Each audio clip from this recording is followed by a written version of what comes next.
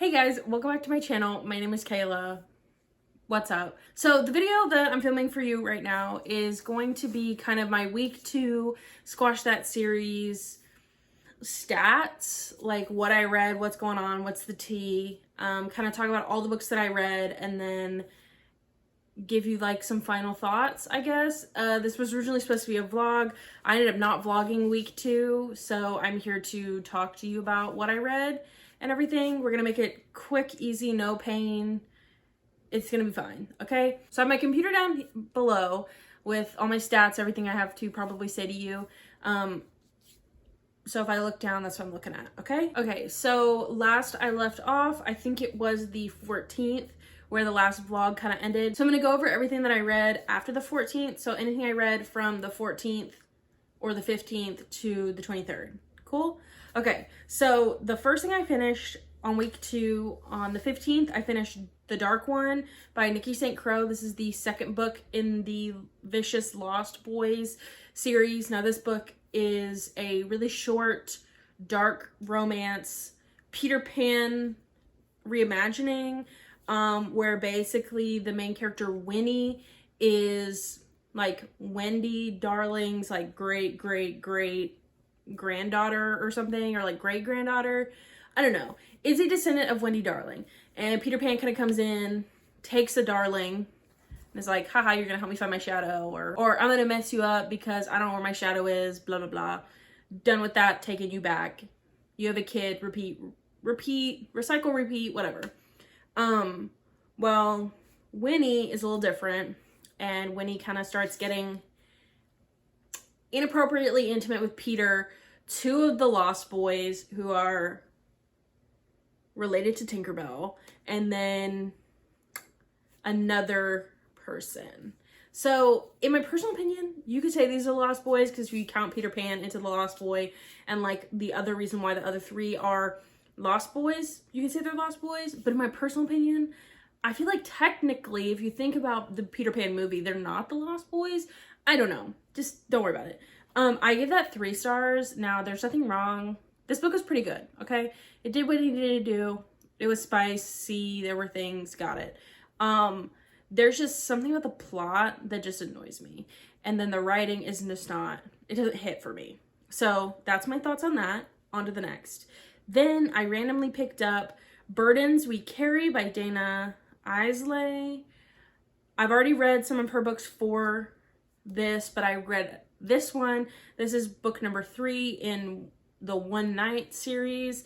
The first one is Games We Play, which is a Corpse Husband, in my personal opinion, knockoff. Love that. This one I really love. This one I gave 5 stars. I probably should not have given it 5 stars, but in the moment, that's what I felt. So this one follows one of the friends, and he basically has to go to Italy, I think, and he has an arranged marriage. And then you start, and it's his wedding day. He's meeting this girl for the first time. It's kind of their wedding night and a little bit after, period. I really enjoyed this. The spice was really good. Everything was really good. The one thing that made me giggle is this is not very long. It's probably max, I don't remember, it's max maybe 115 pages, right? And while reading it, they were describing the girl as having like this long white hair. She was extremely pale. She had these violet eyes. And I was like, wow, why are they just like, they're describing her like this? And people are always like, kept talking about how people would make fun of her, and she never thought someone would love her, and she always dreamt that someone would fall in love with her and love her for her. And I was like, why?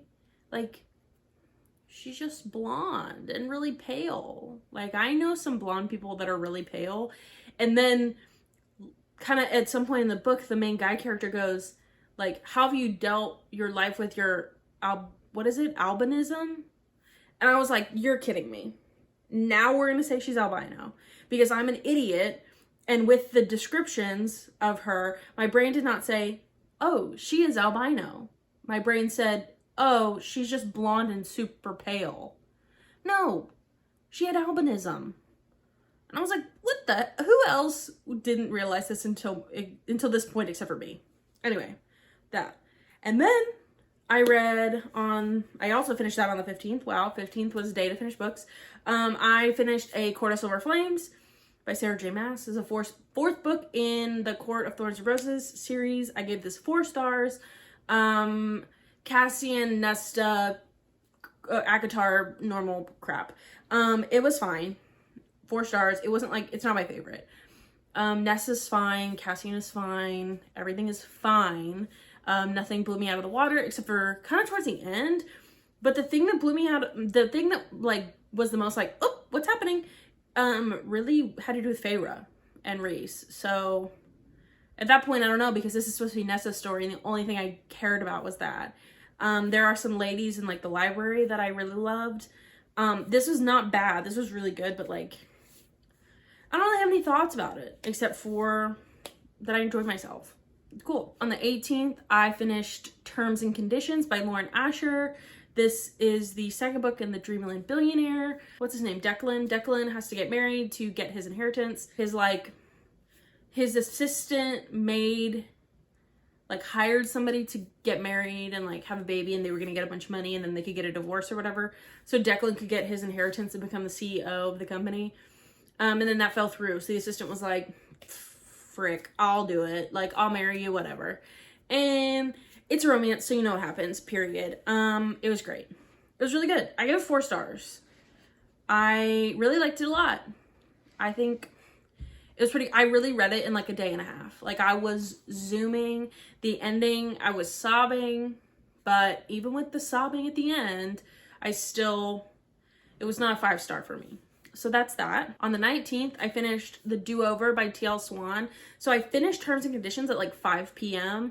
on the 18th, and I started The Do-Over at 5:30 p.m. on the 18th and finished at like 5 p.m.-ish. Maybe, no, I think I finished later in the day. Well, anyway, I finished The Do-Over the next day on the 19th. Like, I read so much of that so quick. It was the only thing I wanted to look at. It was the only thing I wanted to do because I was so hyped for this. So the first book is The Stopover, and then The Takeover, and then The Casanova, and then The Do-Over. Cool? So each book in this is a Miles brother. They own a media company, and there's offices in New York and London and probably Paris, but the brothers work in New York and London, okay? So the first book was good. The second book was fantastic. The second book is my favorite. The third book was pretty good. And then the fourth book, I'm going to be honest, I give it 4 stars, but I kind of in this moment want to change it to 5 stars. It wasn't as good as Tristan's book in the second book, but it definitely I read it so quickly and I'm still thinking about it that I'm like obsessed with it. So right now we're at a 4-star. I might change it to a 5-star, but this one is basically Christopher, and Christopher's the baby. He is just so into being him. He sleeps with all these girls and he never really has found love, and he wants to be the best and all that. And his brothers make fun of him for it, and he goes, okay, well, I'm gonna take a year off and I'm gonna go backpacking around Europe, and I'm only taking $2,000 and I'm gonna find my way. And they're like, haha, you're joking. But then he goes to Barcelona, he goes to Spain, he stays in a hostel, and he meets like this group of people that are from like all different places, and they act all different, and they do not know who he is. He says his name is Christo, and he doesn't tell them that he's worth billions and billions of dollars. I think he tells them that he's a teacher, and then later he's like, haha, I lied, I'm a cleaner or something. But yeah, it's a spicy romance. Like, you know what's gonna happen. The main girl's name is Hayden, and I love her so much. There definitely were flaws, but this Miles High Club series is like 10 out of 10. These boys are my babies. They can do no wrong in my life. I do not care if there's a book that is bad. I still love them, and I love what they give to me. So that. And then took a little bit of a break, read some things, but didn't finish anything. And then on the 23rd, I finished A Closed Common Orbit by Becky Chambers. This is the second book in the Wayfarer series. This follows Lovey, and there's so much going on in my head, I don't remember. But it was pretty good. I gave it 4 stars. I don't think it was as good as Long Way to a Small Angry Planet. That book I'm obsessed with, and I need more of those people. Like, I loved the story that this gave me, but my personal opinion so far, A Long Way to a Small Angry Planet is like the gig. That's the gig. And then real quick, I read Lions at Lunchtime and Polar Bears Past Bedtime by Mary Pope Osborne. This is 11 and 12 of the Magic Treehouse books. I went in and tried to get some last minute points because I had some other books I knew I was not going to finish in the time frame. So I kind of blew through those. Lions at Lunchtime, I gave 3 stars. Polar Bears Past Bedtime, I gave 2 stars. Yeah, Magic Treehouse, you get the idea. Okay. Whew. That was a lot. So hopefully you watched my first vlog to kind of see what I read there. And then I just told you what I read for week 2. So I'm going to go in and tell you guys some of the stats. So overall for Squash That series, I finished 3 series. So technically. So the series that I finished were Clown on a Cornfield by Adam Caesar, A Touch of Taboo by Katie Roberts, and These Violent Delights by Chloe Gong. So 2 of these were duologies and I just had to read the second book. And then one of these was 4 books and I read 3 of the 4 books because I read the first one before Squash That series. Got it? There were 2 that I caught up on. So I have read the most recently released book and do not have another book to continue because it's not out. And that is Tita Rosie's Mystery Kitchen by Mia P. Manansala. Yeah, cool. And then Dreamland Billionaire by Lauren Asher. The final book comes out, I think, in January. So if something happens in January where I need to read a sequel, I might read that one.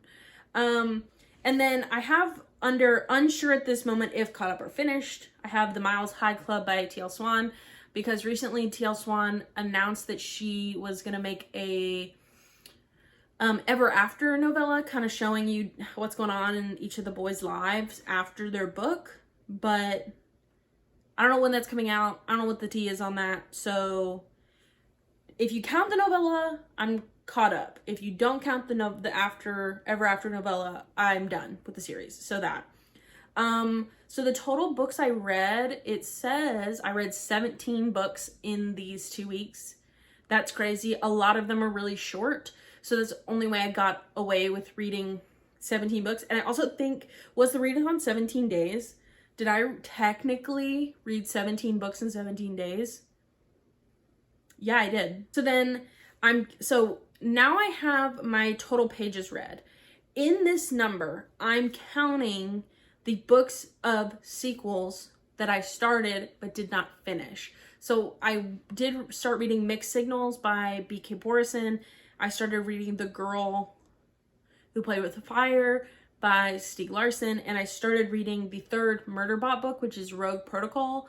I fell asleep too early last night, so I didn't get to finish it before midnight, but I'm counting the pages I read of those 3 into this because I tried.